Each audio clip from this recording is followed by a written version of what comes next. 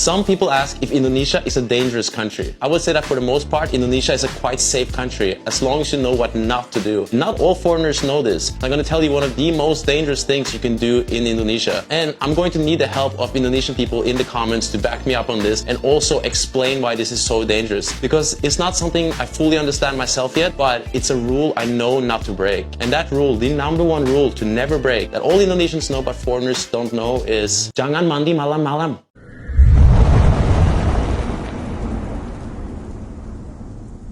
Kenapa semakin banyak bule yang bilang Indonesia jauh lebih aman daripada Amerika? Bukan tanpa alasan. Di saat negara adidaya itu sibuk dengan berita penembakan massal, kriminalitas, dan keresahan sosial, Indonesia justru hadir sebagai tempat yang tenang, hangat. Apa benar Indonesia kini jadi surga kecil di tengah dunia yang makin kacau? Mari kita lihat faktanya. Amerika Serikat dikenal sebagai simbol kemajuan dan kebebasan. Gedung pencakar langit, teknologi canggih, ekonomi terbesar di dunia. Tapi di balik gemerlap itu, ada sisi kelam yang sulit disembunyikan. Tingginya angka kejahatan bersenjata. Setiap tahun ribuan kasus penembakan terjadi bahkan di tempat yang seharusnya aman. Sekolah, bioskop, hingga rumah ibadah. Sementara itu Indonesia berjalan dengan ritmenya sendiri. Tidak sempurna, tapi jauh lebih manusiawi. Di banyak kota, dari Yogyakarta, Bandung sampai Bali, bule sering bilang mereka bisa berjalan malam tanpa rasa takut. Bukan karena polisi di mana-mana, tapi karena masyarakatnya saling menjaga. Ya Allah, ya Allah, ya Allah, kenapa ibu itu jatuh? Astagfirullahaladzim. Ya Allah.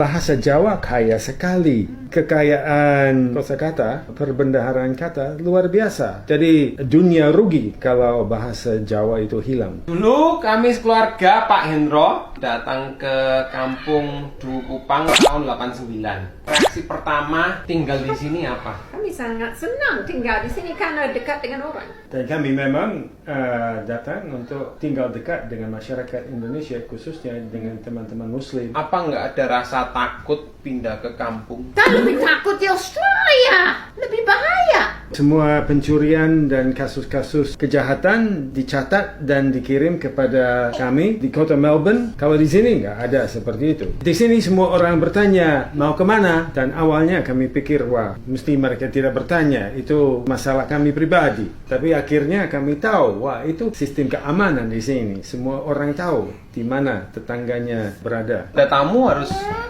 lapor ke RT dalam 24 jam. Itu dari dulu ada seperti Dari itu? dulu Kan? ada. Oh, dari dulu ada. ada. Kalau di Australia nggak ada seperti Iya, itu. nggak ada. Nggak harus lapor ke siapa-siapa. Iya.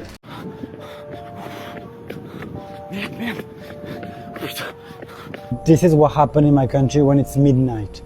It's so dangerous. What would you do if it was midnight in my country and there's a guy who tried to run after you? And you know what? Here in Indonesia, I can go out at midnight. It won't happen anything to me. Nothing happened to me. And nothing will happen to me. It's so safe at midnight. Nothing can happen to me. And then next up, my drink, the final drink with a spoon on top is a avocado, I don't know what you call it, it's just an avocado drink. So I have to take this spoon out of the top. It doesn't look that appetizing. That's pretty nice.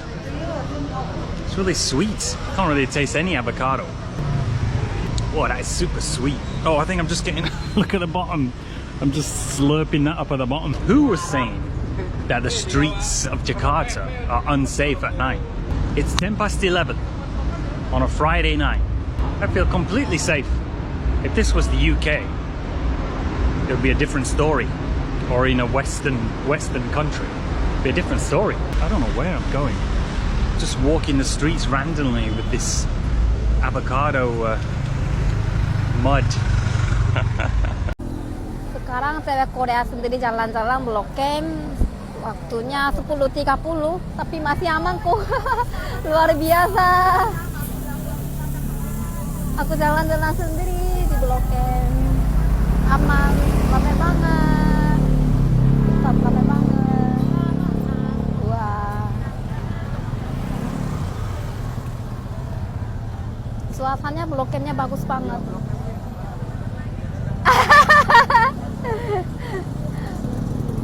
Indonesia nggak aman buat sepeda. Dengerin nih, bule yang sudah goes 20.000 km Belgia ke Jakarta. Nice people were nice, but they were quite worried about my security. On the road, so not. Jungle part was very dangerous. And the fact Yeah, in the end, I still kept going. So I just went to Bengkulu, then Bengkulu, Puri, then Puri. I went Bandar Labu Kampung. I feel good. And on the road, everyone is so helpful, inviting their home.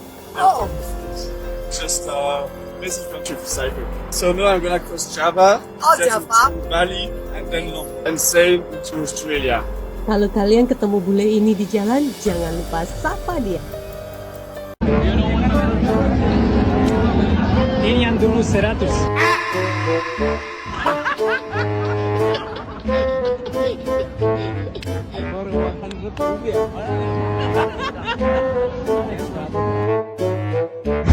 Makanya banyak yang bilang, hidup di Indonesia bukan cuma aman, tapi bikin tenang.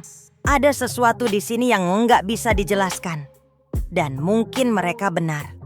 Meski kita hidup di negara dengan ratusan suku, ratusan bahasa, dan beragam keyakinan, stabilitasnya tetap terjaga.